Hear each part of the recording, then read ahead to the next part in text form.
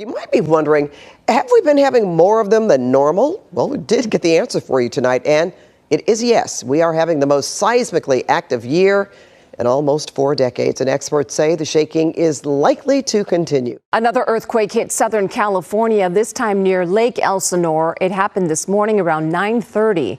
The magnitude 3.9 earthquake rocked homes, but so far no damage has been reported. This is the third sizable earthquake in Southern California in just a couple of days.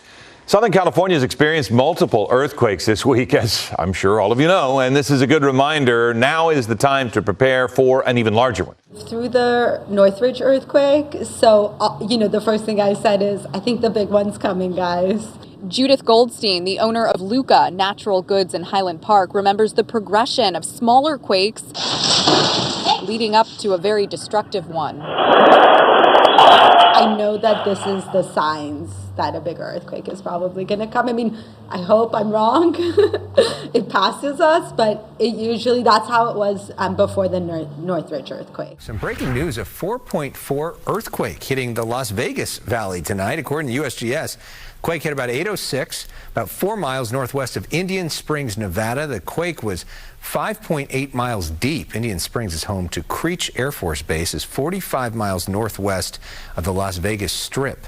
There were no immediate reports of any injuries or damage, as you'd expect of a quake of this size, but it was felt in a wide area of Nevada. The recent earthquake that jolted the Southland is sparking concern and highlighting a much smaller but potentially more threatening fault line.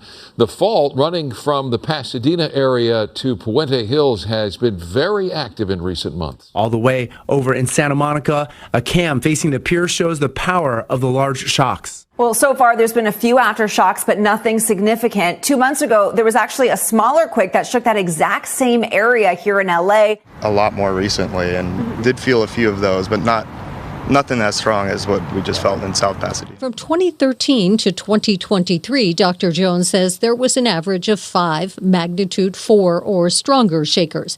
But 2024 has been a lot more volatile. Already this year, there have been 13 magnitude 4 or stronger quakes. This year is now an active year again. 2024 has had more earthquakes than any year we've seen since 1988. Here's seismologist Dr. Lucy Jones. We had a 6 on this system in 1987, and it was like $350 million in damage and 3 direct deaths. So when we've modeled what would it be like to have a 7.5 on the Puente Hills thrust, we get 10 times as much damage as we see for a 7.9 on the San Andreas, because we have so many more buildings and people on top of an earthquake if it's Puente Hills.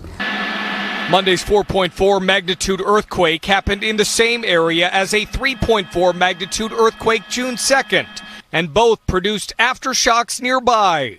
So they're all in about the same location,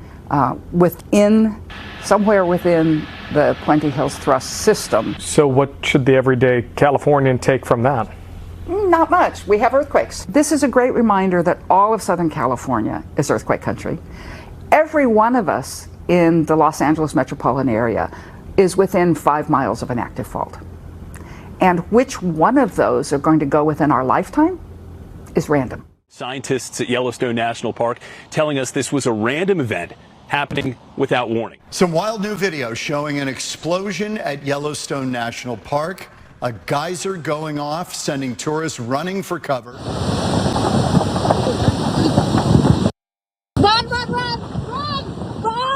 Park officials closed the Biscuit Basin area while they surveyed the damage. The area is home to several geysers and pools, including the Sapphire Pool, which had a similar eruption in 1991. What happened is that an unusual event where a lot of pressure built up, and with that so much pressure, it again forced its way out and it erupted. Officials say there did not appear to be any signs of an imminent volcanic eruption. Well, that's good news. Geologists are investigating what exactly happened. The scientist in charge with the Yellowstone Volcano Observatory says this is not connected to volcanic activity, which is often associated with the park. Well, David, scientists at Yellowstone tell us that this was a random event without warning. Still, they are investigating exactly what happened and what it might mean for the future of this area. David, the last time an explosion similar to this happened at Yellowstone's Biscuit Basin was back in 2009. Yeah, that was really something to see. Mola, thank you.